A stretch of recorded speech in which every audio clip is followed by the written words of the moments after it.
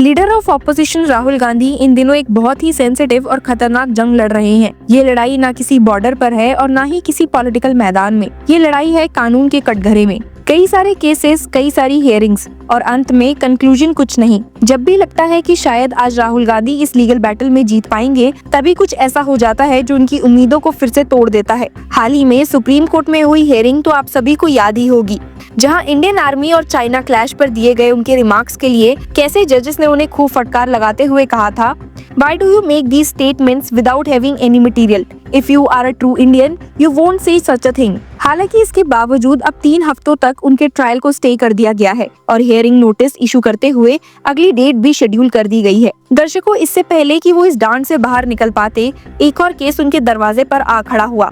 यह केस तब शुरू हुआ था जब गांधी ने चाईबासा में एक फायरी स्पीच दिया था, जिसमें उन्होंने एलिजिबली कहा था, no murderer could ascend to the position of national president within the Congress party, और फर्दर रिमार्क किया था कि ऐसा सिर्फ बीजेपी में पॉसिबल है। एक indirect reference to Amit Shah, जो उस टाइम बीजेपी चीफ थे। इस स्टेटमेंट के बाद लोकल रेसिडेंट प्रताप कुमार ने गांधी के खिलाफ क्रिमिनल डिफेमेशन कंप्लेंट फाइल की, एलिजिंग कि ये रिमार्क पर्पसली अमित शाह की रेपुटेशन को डैमेज करने के लिए दिए गए थे। बस फिर क्या था, इस केस की लीगल जर्नी भी काफी ट्विस्ट और टर्न से गुजरी। पहले ये केस रांची में रजिस्टर हुआ था, लेकिन 2021 में इसे चाईबासा ट्रांसफर कर दिया गया। फरवरी 2025 में एमपी एमएलए कोर्ट ने गांधी के खिलाफ नॉन बेलेबल वारंट इशू किया, क्योंकि वो कोर्ट में अपेयर नहीं हुए थे।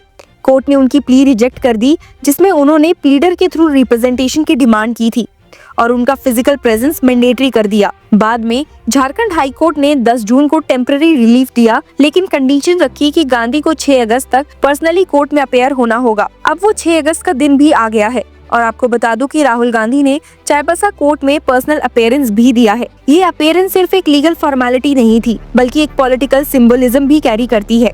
एक दिन पहले राहुल गांधी ने वेटरन ट्राइबल लीडर और farmer Jharkhand chief minister Shibu Soren के फिनरल में शामिल होके अपना रीजनल कनेक्ट भी दिखाया है, और फिर वो रांची से हेलीकॉप्टर लेकर चाईबासा आए। जी हाँ, अब इस हेलीकॉप्टर विजिट का क्या रिजल्ट राहुल गांधी को मिला है, आइए जानते हैं कोर्ट की हियरिंग से। दर्शकों, चाईबासा झारखंड के एमपी एमएलए स्पेशल कोर्ट ने 6 अगस्त 2025 को लीडर ऑफ ऑपोजिशन इन लोकसभा राहुल गांधी को एक पुराने डेफेमेशन केस में एक बड़ी रिलीफ दी है। ये केस 2018 के कांग्रेस रैली में दिए गए उनके एलिज रिमार्क्स पर बेस्ड है, जिसमें उन्होंने union home minister Amit Shah पर डायरेक्ट अटैक किया था। कोर्टरूम का माहौल काफी टेंस था जब राहुल गांधी सफेद कुर्ता पजामा में पर्सनली स्पेशल जज सुप्रिया रानी तिगा के सामने 10:55 पर अपेयर हुए। उन्होंने हाईकोर्ट के डायरेक्शंस फॉलो करते हुए सरेंडर किया। कोर्टरूम के अंदर और बाहर टाइट सिक्योरिटी अरेंजमेंट्स थे, मीडिया का ह्यूज प्रेजेंस था और सपोर्टर्स और ओपोनेंट्स दोनों के रिएक्शंस कोर्ट के बाहर दिख रहे थे।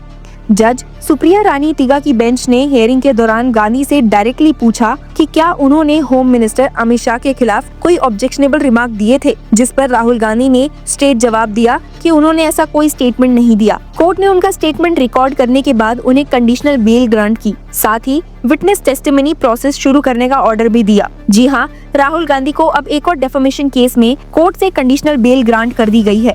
गांधी के काउंसिल प्रणब दरीपा ने कोर्ट के डिसीजन पर खुशी दिखाते हुए कहा, Rahul Gandhi ji appeared before the court as per the direction of the Jharkhand High Court. He had sought bail. Conditional bail has been granted. We will now take the process ahead. दरीपा ने ये भी clarify किया कि legal team ने हमेशा court orders का पालन किया है और ट्रायल में पूरा कॉपरेशन देंगे। High court lawyer Dheeraj Kumar ने भी कहा, conditional bail was granted to Congress leader Rahul Gandhi. The Chaibasa MP MLA special court of Supriya Rani Tiga asked Gandhi to cooperate in the trial. यानी कि जिस कंडीशन पे ये बेल ग्रांट की गई है, वो कहती है कि गांधी फ्यूचर हियरिंग्स के लिए अवेलेबल रहें और प्रोसीडिंग्स में पूरा असिस्टेंस दे। पिटिशनर्स लॉयर ने कंफर्म किया है कि अब अगला स्टेज विटनेस टेस्टिमनी का होगा। कोर्ट प्रोसीडिंग्स खत्म होते ही राहुल गांधी टाटा कॉलेज ग्राउंड गए और हेलीकॉप्टर से डायरेक्टली दिल्ली के लिए फ्लाई किया। कंप्लेनेंट प्रताप कुमार का कहना है कि गांधी का 2018 का रिमार्क डेलिबरेटली अमित शाह की इमेज को टार्निश करने के लिए दिया गया था। पिटीशन में उन्होंने क्लेम किया है कि ये स्टेटमेंट डेफेमेटरी है और अमित शाह के स्टैचर को डैमेज करता है। अब ट्रायल में ये डिसाइड होगा कि गांधी का स्पीच पॉलिटिकल क्रिटिसिज्म की बाउंड्रीज में आता है या क्रिमिनल डेफेमेशन में। राहुल गांधी के लिए ये केस एक और लीगल चैलेंज है जो उनके पॉलिटिकल नैरेटिव को और कॉम्प्लेक्स बना रहा है, क्योंकि राहुल गांधी के खिलाफ डेफेमेशन केसेस की काफी लॉन्ग लिस्ट है जो उनके पूरे पॉलिटिकल करियर के हर फेस में फाइल हुई है। 2014 में उन्होंने आरएसएस पर महात्मा गांधी के असैसिनेशन का ब्लेम लगाया, जिस पर महाराष्ट्र के भिवंडी कोर्ट में एक केस चल रहा है। 2016 में गुवाहाटी में केस फाइल हुआ क्योंकि उन्होंने क्लेम किया कि आरएसएस मेंबर्स ने उनको बरपीता 17 मॉनेस्ट्री में एंट्री से रोका। 2017 में उन्होंने गौरी लंकेश मर्डर के कंटेक्स्ट में संघ आइडियोलॉजी को टारगेट किया, जिस पर मुंबई में कंप्लेंट फाइल हुई। 2018 में तो मल्टीपल केसेस फाइल हुए, जैसे कि रांची में उनके Modi is a thief remark पर ₹200 करोड़ का डेफेमेशन केस, शिवड़ी कोर्ट में संघ के अगेंस्ट रिमार्क, अहमदाबाद में डिमोनेटाइजेशन के बाद एडीसी बैंक में एलिस स्कैम पर केस और गुड़गांव में राफेल डील पर कमांडर इन थीफ ट्वीट का केस। 2019 में उन्होंने जबलपुर में अमित शाह पर मर्डर का एलिगेशन लगाया, जिस पर अहमदाबाद कोर्ट में केस फाइल हुआ और इसी साल उनका Congress will not accept a murderer a party president like the BJP remark Chaibasa और रांची में डेफेमेशन केस का बेस बना। 2022 में उन्होंने सावरकर के मर्सी पिटीशंस पर कमेंट किया, जिस पर सावरकर के ग्रैंडसन ने कंप्लेंट फाइल की। ऐसे और भी कई केसेस हैं जो करेंटली राहुल गांधी के अगेंस्ट चल रहे हैं।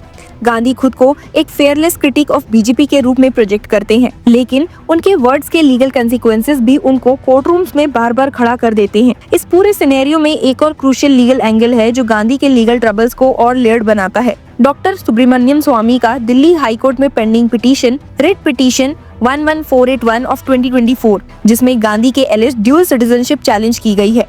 स्वामी ने क्लेम किया है कि गांधी ने यूके में बैकऑप्स लिमिटेड के डायरेक्टरेट डॉक्यूमेंट्स में अपनी नेशनैलिटी ब्रिटिश बताई है, जो इंडियन कॉन्स्टिट्यूशन के आर्टिकल 19 के खिलाफ है। इस पिटीशन पर दिल्ली हाई कोर्ट ने सेंटर यानी कि मिनिस्ट्री ऑफ होम अफेयर से मल्टीपल स्टेटस रिपोर्ट मांगी है, लेकिन अब तक कोई कंक्लूसिव एक्शन नहीं आया है।